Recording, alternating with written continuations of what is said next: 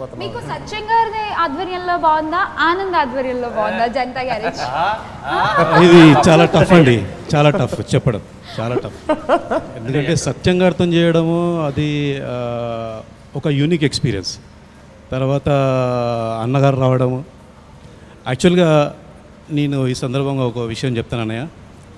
నేను స్కూల్లో ఉన్నప్పుడు, మీరు స్కూల్లో ఉన్నప్పుడా? నేను స్కూల్లో ఉన్నాడు ఫ్లాష్ బ్యాక్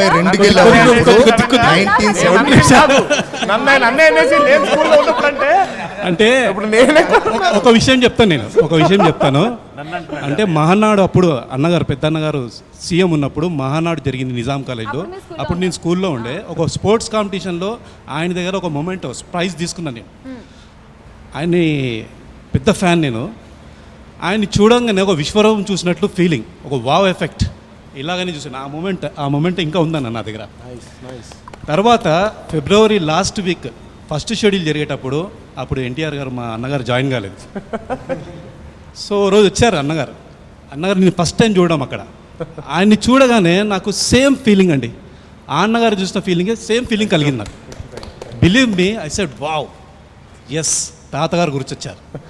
ఇప్పుడు ఆయనతోటి మేము వర్క్ చేయడం అంటే it's very very very honour, అదృష్టం అది మాకు. అండ్ మోహన్ లాల్ గారు కూడా సూపర్ స్టార్, ఆయనతో స్క్రీన్ షేరింగ్ చేసుకోవడం అనేది ఒక పెద్ద అదృష్టం. ఇవన్నీ ఎలా కుదిరినాయి మా శివగారు.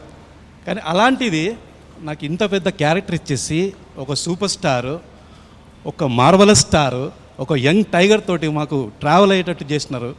అది ఎంతో అదృష్టం. అసలు సంతోష్ ఇంత మాట్లాడతాడా?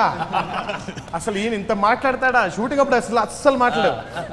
ఊరికి అలా కూర్చోవడం, అలా చూడడం తప్ప. అరవింద్ అయితే ఇప్పుడు అలాగే ఉంటున్నాడు ఆయన.